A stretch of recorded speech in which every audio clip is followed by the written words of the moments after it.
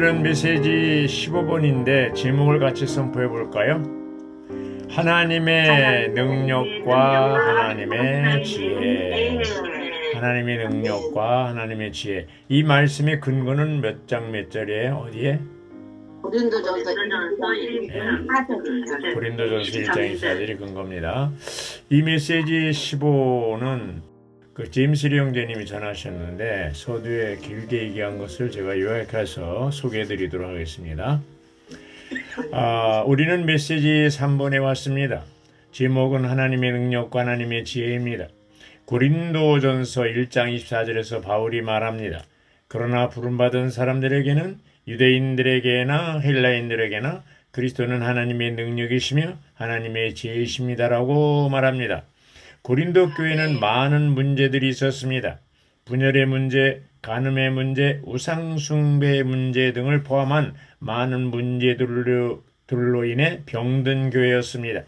그뿐 아니라 고린도에 있는 교회는 기적과 능력을 추구하는 유대인들과 지식과 지혜를 추구하는 헬라인들로 가득했습니다.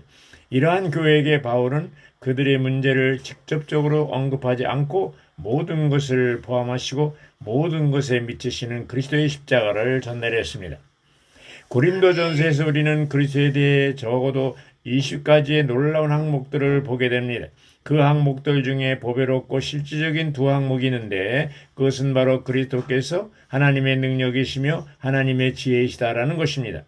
그런데 우리는 그 깊이 안으로 파고들지 못했습니다.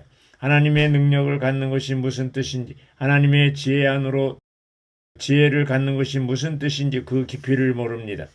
유대인들은 그들을 도와줄 수 있는 능력 있는 어떤 사람을 찾고 있었고 헬라인들은 그들의 모든 질문에 대답해 줄 수 있는 지혜롭고 총명한 누군가를 찾고 있었습니다.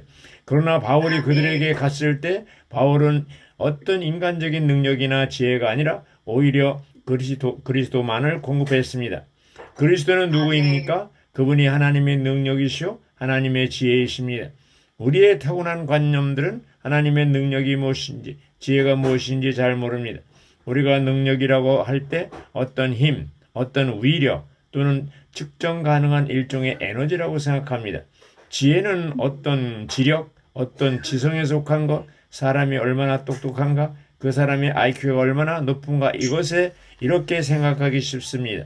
그러나 우리는 이 메시지에서 모든 것을 포함한 그리스도께서 하나님의 능력과 하나님의 지혜이시며 우리가 이러한 그리스도를 체험하고 누리고 표현할 수 있다는 것을 보기 원합니다.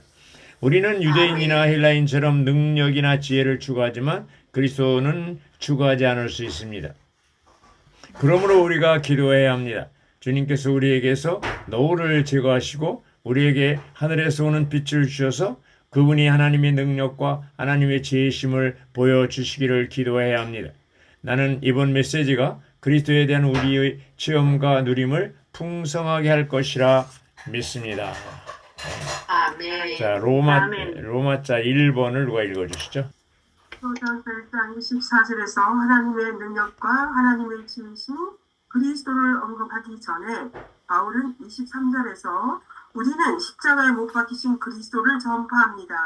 이분은 유대인들에게는 걸림돌이시고 이방인들에게는 어리석은 인입니다. 아멘. 선포한다.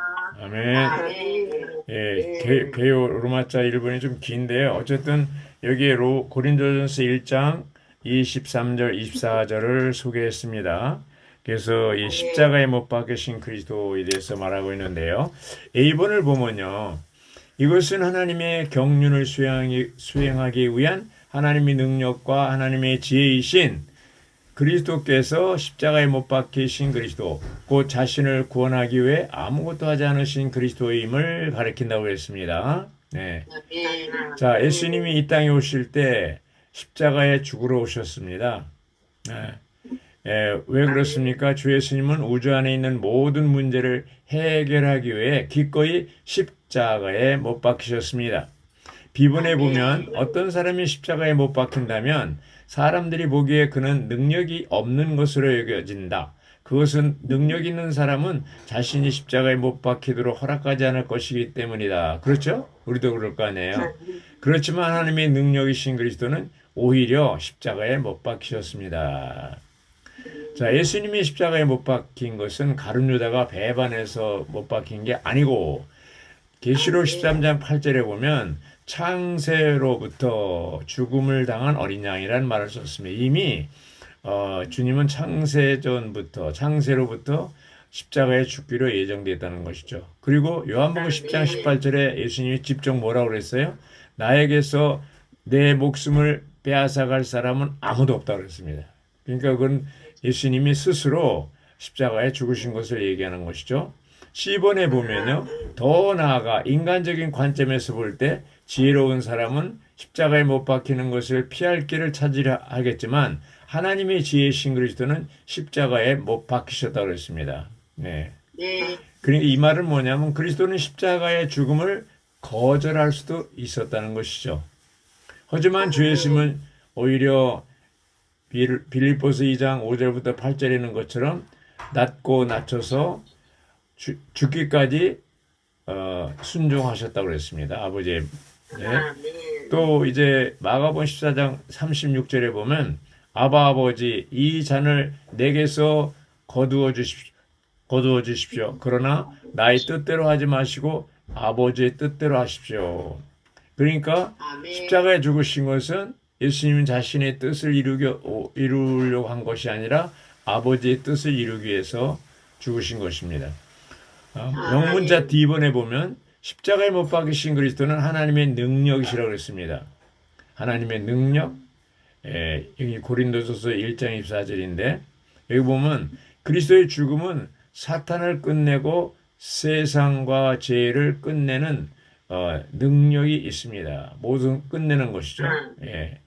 그래서 D번에 1번 보면 그리스도 십자가에서 우리는 하나님의 능력을 본다고 그랬습니다. 뭐를 봐요? 하나님 능력을 봅니다. 그래서 바울은 고린도전서에서 그리스도의 부활을 강조하지 않고 뭘 강조했다고 그랬어요? 십자가에 못 박히신 그리스도를 강조했다고 그랬습니다. 왜냐하면 십자가에 죽으신 한 번 죽으심으로써 그리스도는 우주 안의 모든 문제를 깨끗이 정리하셨기 때문입니다. 고린도 교회에 많은 문제가 있는데 거기서 부활을 강조하지 않고 십자가를 강조한 이유가 있겠죠. D번에 영문자 D번에 2번에 보면 사탄, 세상, 죄, 타락한 사람, 육체, 타고난 생명, 예창조물, 규례들을 패배시키려면 어떻게 하라고 그랬어요? 뭐가 필요해요? 하나님의 능력이 필요합니다. 이 우주 가운데, 역사 가운데 어떤 사람도 이러한 것들을 없앨 수 없어요.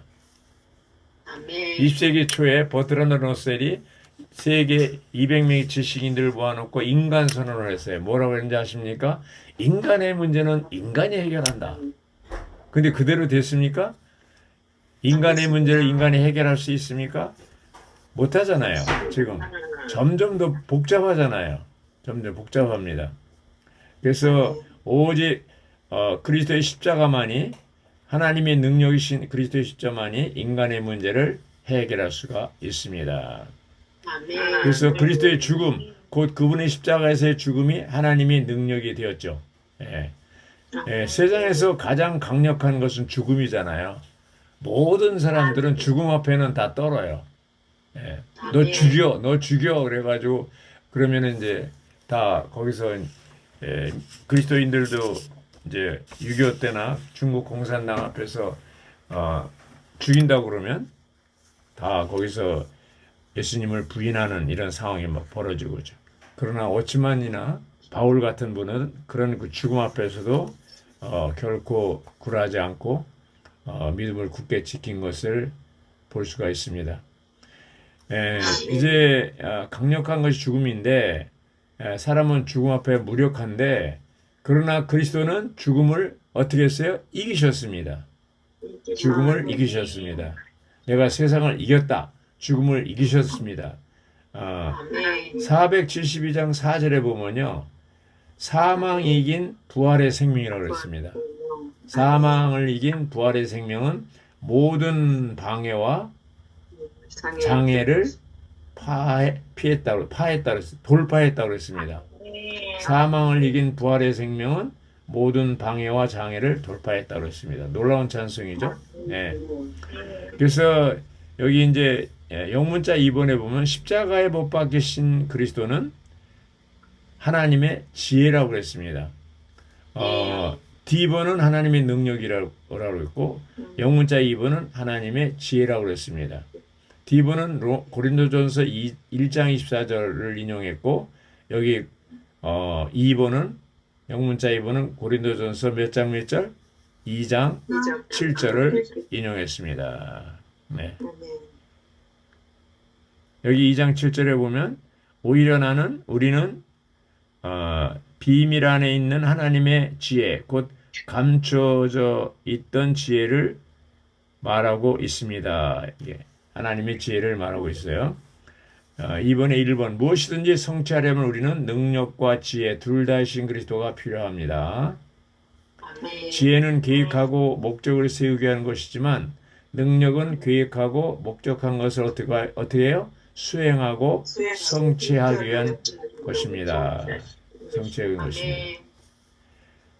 지혜와 능력의 차이죠. 지혜는 계획하고 능력은 성취합니다. 그래서 이제 사람이 그 성질 하나도 못 이기잖아요.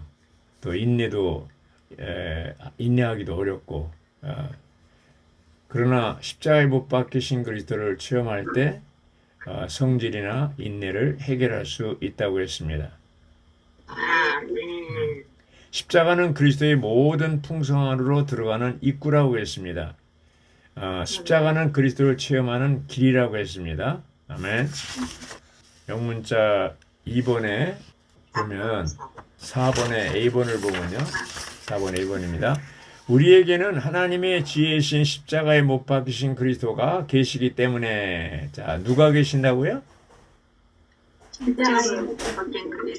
예, 하나님의 뜻을 수행하는 길을 찾으려고 할 필요가 없다. 이미 주님이 다 길을 열어놨잖아요. 새롭게 사는 길을. 우리는 다만 십자가에 못 박힌 그리스도를 체험함으로써 자연스럽게 하나님의 뜻을 수행하는 길을 갖게 되는 것이죠. 아멘.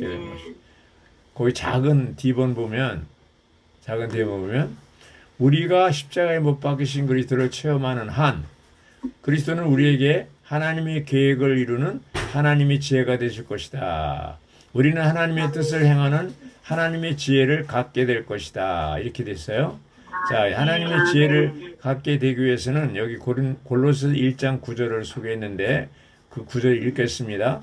그러므로 우리도 그 소식을 들은 날부터 여러분을 위하여 끊임없이 기도하며 구하고 있습니다. 우리는 여러분이 모든 영적인 지혜와 총명으로 하나님의 뜻을 온전히 알기를 바라며 이렇게 됐습니다.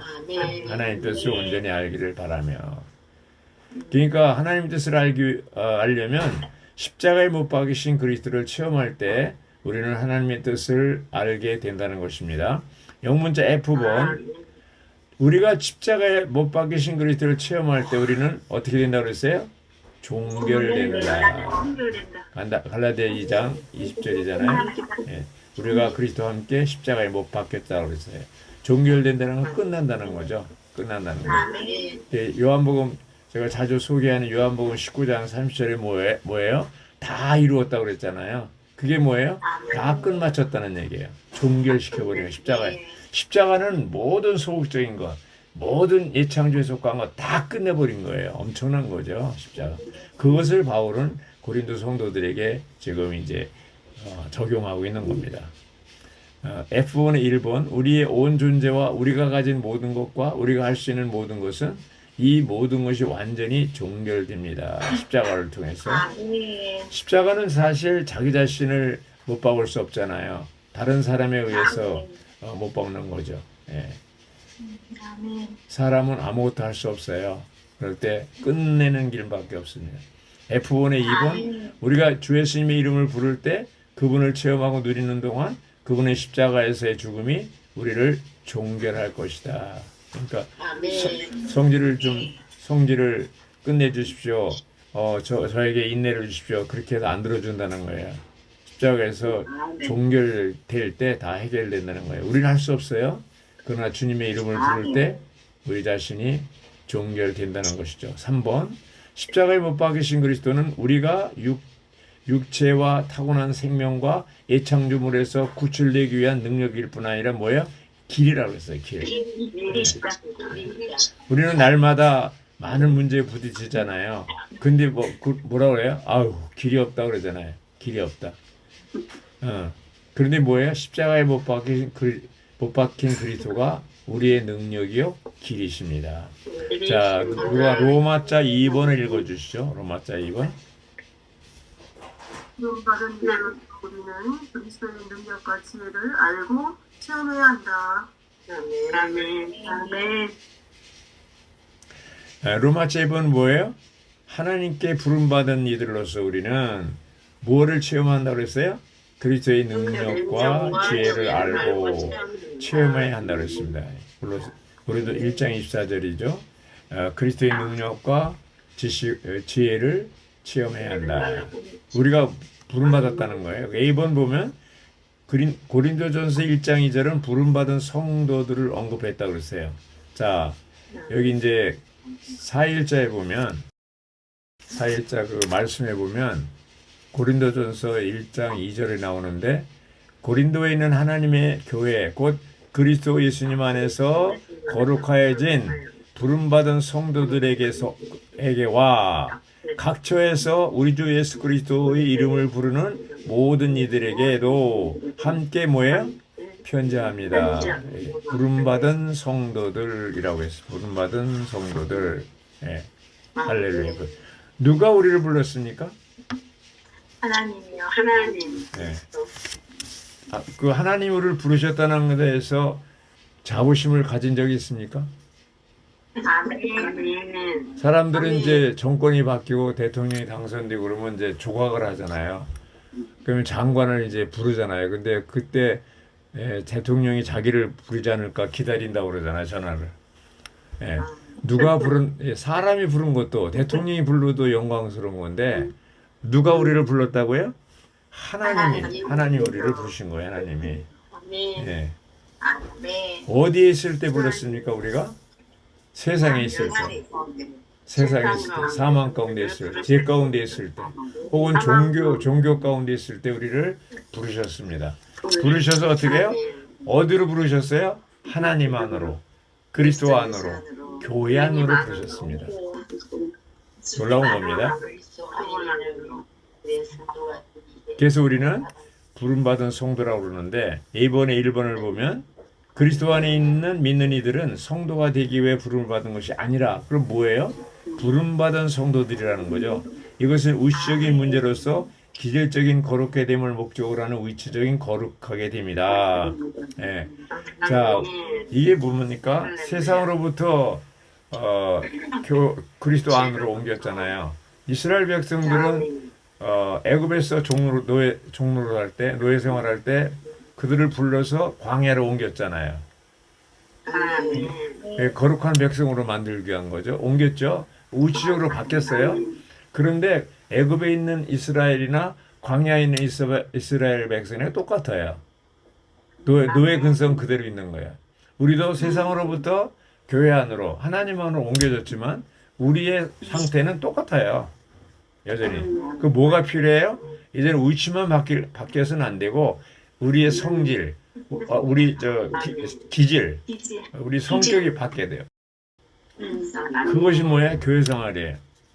교회 생활을 통해서 우리는 이제 위치적인 거룩함뿐 아니라 기질적인 거룩한, 성분적인 거룩함. 이제 그야말로 성도가 되는 거죠. 성도란 말이 뭐예요? 거룩한 무리, 거룩한 백성을 얘기하는 거잖아요. 성도. 근데 보면 장례식장에 보면 그냥 성도, 아무나 성도라고 그러더라고요. 성도라고. 반드시 거듭난 믿는 이들만이 성도가 될 수 있습니다. 주님의 이름을 부르는 것은 그분 안으로 믿어 들어가는 것을 함축한다. 이게 결국은 믿어 들어간다는 말이 교회 생활을 통해서 우리가 기질적으로 거룩해 되는 것을 말하는 거죠. 3번 주님 안에 있는 모든 믿는 이들은 부른 이들이 되어야 된다. 여기 이제 사도행전 22장 16절이 뭐예요? 아나니아가 사울에게 이렇게 얘기했어요. 그분의 이름을 부르며 침례를 받고 그대의 죄들을 씻어버리십시오. 이렇게 얘기한 거예요. 그러니까 아나니아는 이름 없는 형제인데 다마스커스에 이 대사도 사울에게 믿고 침례받으라고 주의 이름 부르라고. 당신이 주의 이름 부른 사람 핍박했지 않냐. 그러니까 이제 당신이 주의 이름 부르고 죄 사함을 받으라 이렇게 얘기했습니다. 정말 이 주의 이름 부르는 게요, 우리는 간단하게 생각하지만 사실은 공산치하에서 어떤 그 이슬람교 국가에서 주의 이름 부르는 건요, 이 목숨 내 걸고 해야 되는 거예요. 죽느냐 사느냐의 문제예요. 그게 간단한 문제 아니에요. 맞아요, 틀려요? 그래서 이 영문자 비번에 보면요, 부름받은 사람들은 영혼 안에서 하나님께 선택받고 시간 안에서 그리스도를 믿은 사람을 가리킨다고 그랬습니다.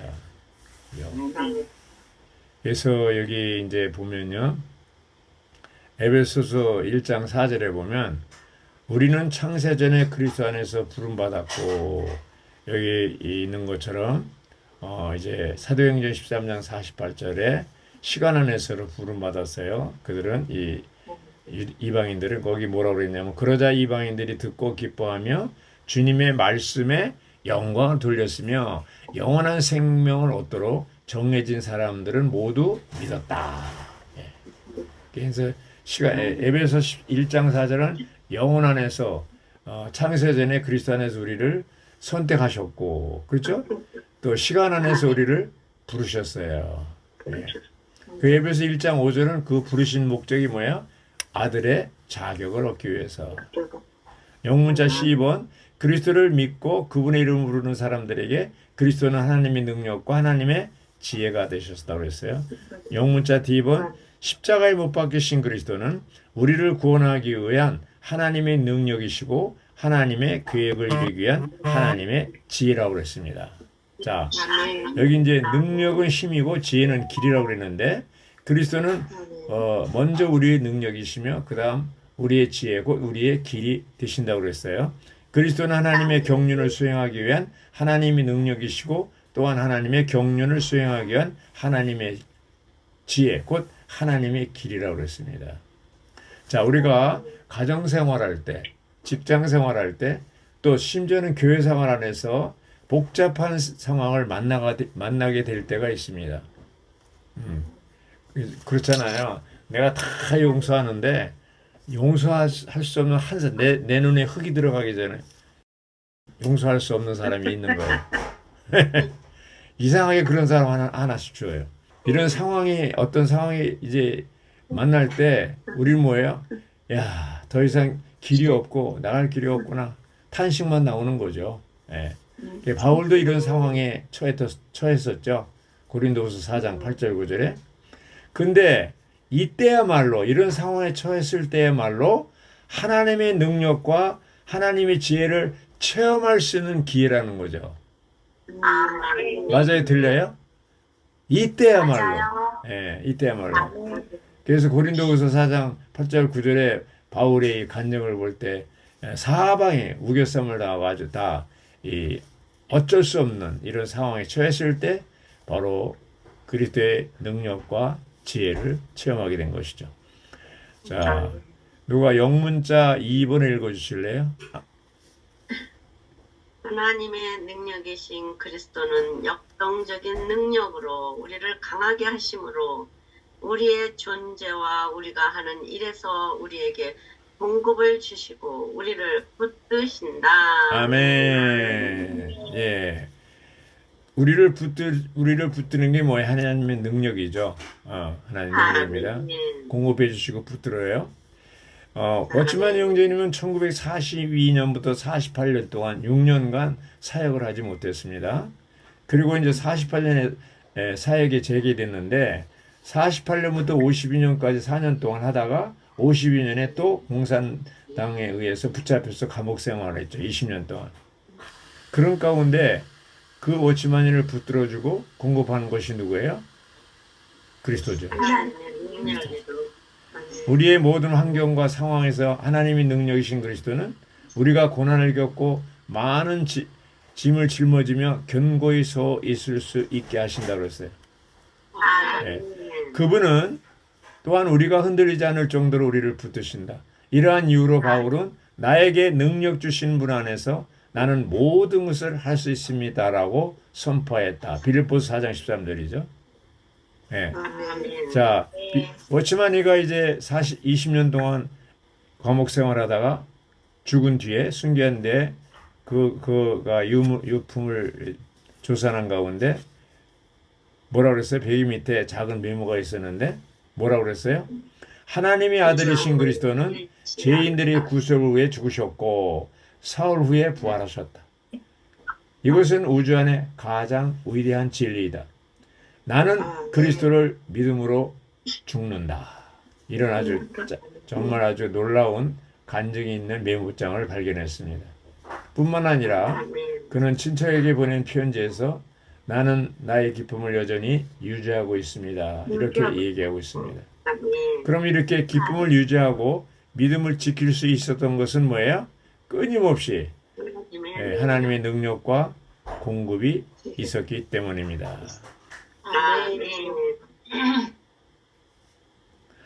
바울은 디모데후서 4장 7절에 뭐라고 간증했습니까? 나는 선한 싸움을 싸웠고 달려야 할 길을 다 달렸으며 믿음을 지켰습니다. 4장 8, 그 다음 절에 이제 후로는 나를 위하여 의의 면류관이 준비되어 있습니다.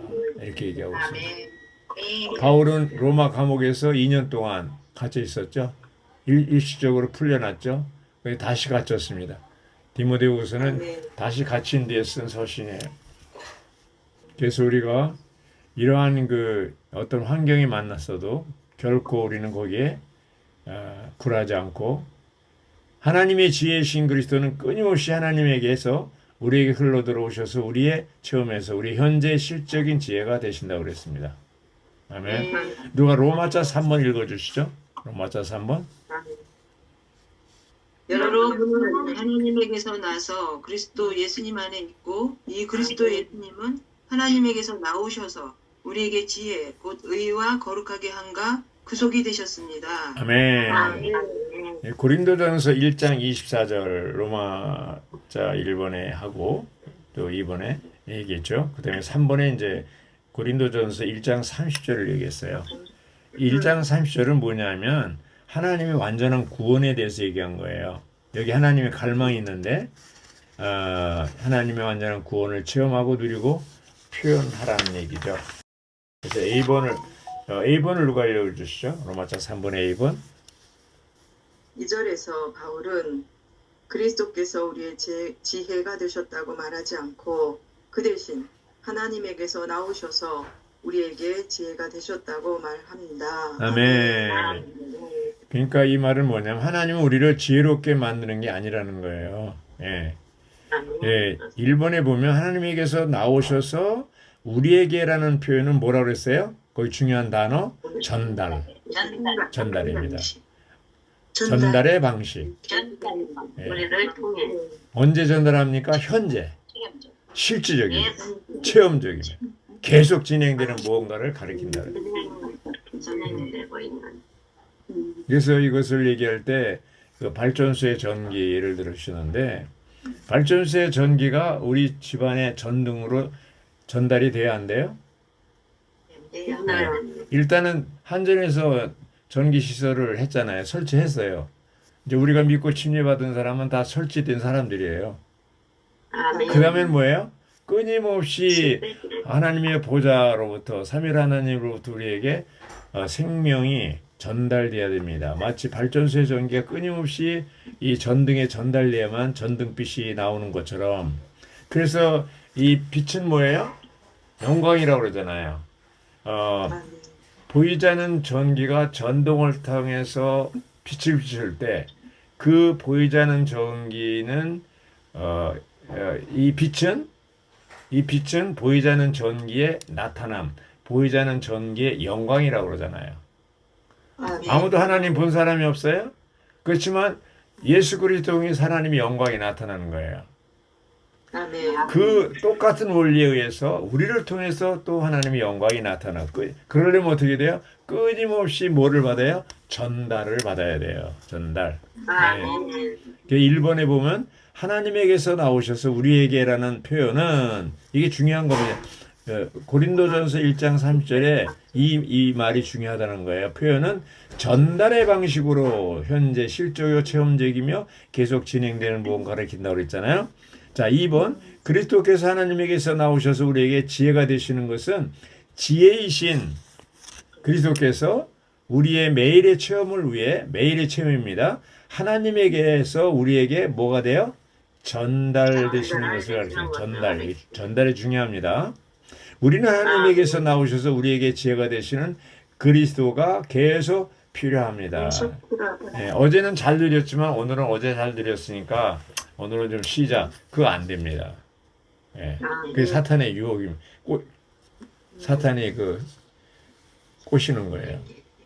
어제도 잘 누렸고 어제도 잘 누렸었고 오늘도 잘 누려야 되고 내일도 잘 누려야 됩니다.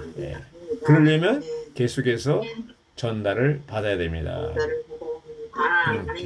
계속 그리스도가 필요합니다. 그리스도는 B번, 영문자 B번, 그리스도는 하나님에게서 나오셔서 우리에게 지혜가 되셨는데 그 지혜는 하나님의 구원 안에 있는 세 가지 중요한 것들이 있습니다. 이게 이제 1장 30절에 있는 거죠. 1. 그리스도는 우리의 의이시다. 과거를 위한 거죠. 또 2번은 그리스도는 우리의 거룩합니다. 이거는 현재를 위한 거죠. 3번은 그리스도는 우리의 몸의 구속이시다. 이것은 장래를 위한 거죠. 이게 이 세 가지가 합해서 영은 거듭나는 것이고 혼은 변화되는 것이고 몸의 구속을 변형되는 걸 얘기하잖아요. 이것이 하나님의 완전한 구원이에요. 완전한. 그래서 4번에 나오잖아요. 4번을 누가 읽어주시죠? 우리의 온 존재, 곧 영과 혼과 몸을 그리스도의 유기적으로 하나 되게 하고 그리스도께서 우리의 모든 것이 되시도록 하는 완전하고도 온전한 구원에 우리가 참여하는 것은 바로 하나님에게서 나온 것이다. 아멘. 아멘. 하나님의 경륜이 뭐예요? 하나님이 2000년 전에 하나님이 육신이 입고 이 땅에 오신 것은 목적이 뭡니까? 바로 타락한 인류를 하나님의 종류로 끌어올리기 위해서인 건데 그 끌어올리기 위해서 하나님이 경륜이 필요한 거잖아요. 하나님의 경륜이 뭐예요? 하나님이 사람 되신 것은 하나님이 사람 되시고 신격에서는 아니지만 생명과 본성에서 하나님 되기 위한 거잖아요. 또 표현해서 하나님 예양에서 하나님이 되기 위한 거잖아요.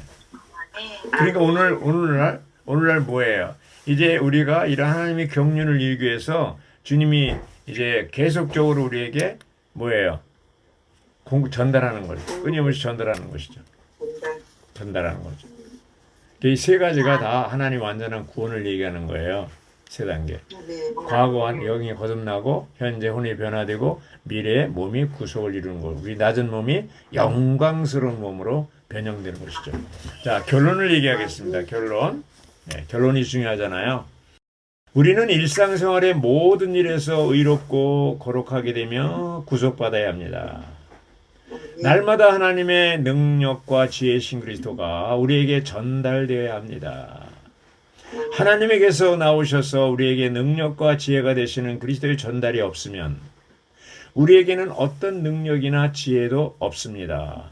맞죠? 때로 우리가 약해져서 일시적으로 전달이 끊어질 수 있지만 언제든지 주님께 돌이켜 우리의 죄들을 자백하면 다시 전달이 연결됩니다. 전달이 다시 시작될 때 우리는 우리의 능력과 지혜신 그리스도와 우리의 의와 거룩하게 함과 구속이신 그리스도를 누릴 수가 있게 됩니다. 우리는 항상 이러한 전달 안에 머물러 있어야 합니다. 그러니까 자매님들 밖에 환경이 있고 여러 가지 어려움이 있을 때 우리는 뭐예요? 환경을 보게 되잖아요. 뱀의 민수기 20장에 광야에서 독사에게 물렸잖아요. 이스라엘 백성이 불평하다가 처방을 내릴 때 하나님이 무슨 약초를 바르라고 그랬습니까? 아니에요. 노뱀을 높이 장대에 달고 그걸 쳐다보라고 그랬어요. 그래서 신약의 요한복음 3장 14절에 예수님이 뭐라고 그랬어요? 모세가 광야에서 뱀을 든 것 같이 사람의 아들도 들려야 된다고 그랬어요. 십자가에. 그 얘기는 뭐예요? 우리가 바라볼 것은 노뱀이라는 거죠. 십자가가 중요합니까? 십자가에 달린 예수님이 중요합니까? 십자가에 달린 예수님. 예. 그러니까 지금 저 예배당 보면은 십자가 다 있잖아요. 밤에 보면 그냥 빨갛잖아요. 십자가. 또 왜 이렇게 한결같이 빨갛게 불들게 했는지 모르는데 그 십자가가 중요한 게 아니에요. 여기 막 이렇게 옆에다가 십자가 이렇게 그려 붙이고 다닌다고 그래서 그게 아니에요. 십자가가 능력 있는 게 아니고 십자가에 달린 예수님이 능력 있는 겁니다. 아멘. 맞아요, 들려요? 맞아요. 네. 그래서 이제 여기 발전소의 전기가 우리 집안의 전등에 계속 전달돼야 빛이 나타나는 것처럼 우리가 이러한 지속적인 전달을 누리는 것이 하나님의 능력을 체험하는 길이라고 했습니다. 그럴 때 바울이 고백처럼 내게 능력 주시는 분 안에서 나는 모든 것을 할 수 있습니다. 이 결론이에요. 빌립보서 4장 13절이. 내게 능력 주시는 분 안에서 계속적인 능력으로 주는 거죠. 나는 모든 것을 할 수가 있습니다. 그러니까 나라는 존재는 아무것도 아니에요. 전도도 아무것도 아니에요. 전기가 안 들어오면요 빛이 안 나요. 하나님 능력과 이것이 길이 뭐냐면 끊임없이 계속적으로 전달받아야 돼요. 하나님이 능력인 그 에너지를 계속적으로 우주의 에너지를 계속적으로 전달받을 때 우리가 어떻게 돼요? 이기는 자가 될 수 있고 내게 능력 주시는 자 안에서 나는 모든 것을 할 수 있습니다라고 선포할 수 있는 거예요. 네. 그게 바울이 디모데후서 4장 7절에 간증한 것처럼 뭐라고 그랬어요? 나는 선한 싸움을 다 싸우고 달려갈 길을 다 달리고 믿음을 지켰다고 그랬어요. 바울의 고백이 또 오스만이가 20년 동안 감옥에 있으면서 믿음을 지킨 그런 것처럼 우리도 끊임없이 능력과 힘을 전달받아서 이기는 이들이 되길 바랍니다. 아멘. 할렐루야.